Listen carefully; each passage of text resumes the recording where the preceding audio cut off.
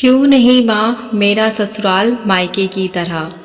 माँ तुम कहती थी कि दूसरे घर जा रही हो, लेकिन चिंता ना करना, वो घर भी तुम्हारा होगा। सिर्फ चेहरे बदल जाएंगे, पर रिश्ते के मायने नहीं बदलेंगे। यहाँ माँ है तो वहाँ सासू माँ होगी, यहाँ बहन है तो वहाँ ननद होगी, यहाँ भाई है वहाँ देवर जेठ होंगे।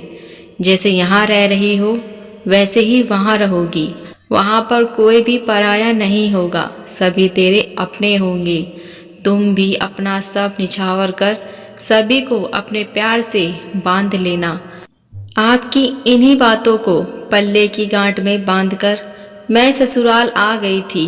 आपकी नसीहत मानकर मैंने तुलसी, पार्वती और इशिता बनने की कयावत शुरू कर दी थी। जीन्स को तली जली देकर सर पर आंचल इस तरह रखी जैसे सूरज भरद्वाज जी ने मुझे सलमान के साथ साथ जन्मों के लिए साइन किया हो। आखिरकार ये मेरा अपना घर है, लेकिन कुछ ही दिनों में मेरा यह भ्रम बुरी तरह टूट गया। इस दिल के इतने टुकड़े हुए कि मैं इन टुकड़ों को समेट भी नहीं सकी। आज मैं आपसे पूछना चाहती हूँ कि क्यों नहीं माँ, मेरा ससुराल मायके की तरह। सासू माँ भी तो मेरी माँ ही है ना। फिर जिस स्नेह और प्यार से मैं आपकी गोद में सर रखकर लेट जाती थी, उसी स्नेह और प्यार से मैं सासू माँ की गोद में क्यों नहीं लेट सकती।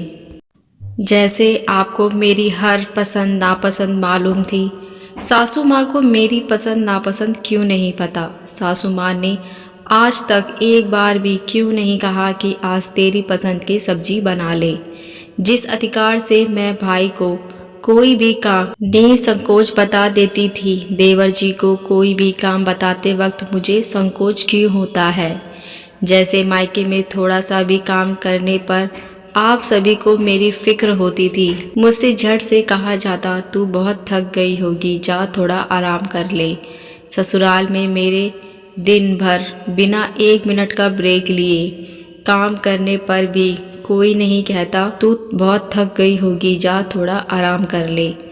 रसोई में काम करते करते जब मैंने अपने सुविधा अनुसार सामान थोड़ा इधर उधर रख दिया तो सासू माँ और दीदी ने ताना मार दिया कि रसोई घर की व्यवस्था बदलने की कोशिश नहीं करना, यह तुम्हारे बाप का घर नहीं है। रसोई में दिन भर काम मुझे करना है तो फिर मैं रसोई के सामान की व्यवस्था अपने सुविधा अनुसार क्यों नहीं कर सकती।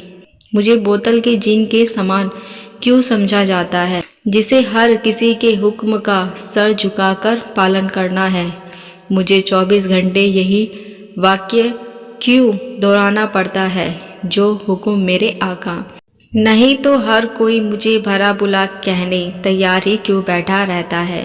क्यों नहीं माँ, मेरा ससुराल मायके की तरह। यदि मैं ज़रूरत की चीज़ें भी खरीदती हूँ तो भी मुझ पर बेफिजूल खर्चों का आरोप क्यों लगता है। मायके में मैं जब ऑफिस से घर आती थी तो आप मुझे चाय बनाकर देती थी। ससुराल में किसी ने भी आज तक 1 कप चाय बनाकर क्यों नहीं दी माँ। मायके में मुझे थोड़ा सा बुखार आने पर आप सब कैसे चिंताग्रस्त हो जाते थे। यहाँ पर यदि तेज बुखार में मैं 1 वक्त का खाना ना बना पाऊँ तो मुझ पर यह आरोप क्यों लगता है कि मैं बीमार होने का नाटक कर रही हूँ। मेरी तकलीफ़ एवं मेरे दर्द यह सब क्यों यहाँ पर क्यों नहीं कोई समझता। जब मुझे देखने आए थे तब सासू माँ ने कहा था, यह हमारी बहू नहीं बेटी जैसी ही है, हम इसे हमारी बेटी जैसा ही प्यार देंगे। माँ, क्या बहू होना बहुत बहुत बुरा होता है? यदि नहीं तो ससुराल वाले ऐसा क्यों कहते हैं कि बेटी जैसा प्यार देंगे। प्यार कभी भी बहू जैसा क्यों नहीं होता। यदि बहू जैसा प्यार होता है तो वो देने लायक क्यों नहीं होता। जब 7 फेरे लेते ही मैं बहू शब्द की जिम्मेदारी से बंध गई तो मैं बेटी समान कैसे हुई। मैं हर तरह का समझौता सिर्फ इसलिए क्यों करूं कि मैं एक बहू हूं। समझौते के नाम पर हर बार मुझे अपनी इच्छाओं का गला क्यों घोटना पड़ता है।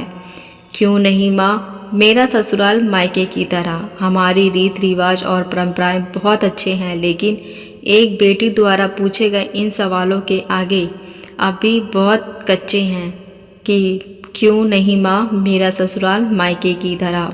ये सवाल हर एक बेटी बहू अपनी माँ से ज़रूर पूछती होगी। इसमें आपकी क्या राय है मुझे कमेंट करके ज़रूर बताएं। अगर ये कहानी अच्छी लगी हो तो मुझे सब्सक्राइब लाइक शेयर ज़रूर करें। अब मिलते नई कहानी के साथ। देखने और सुनने के लिए धन्यवाद।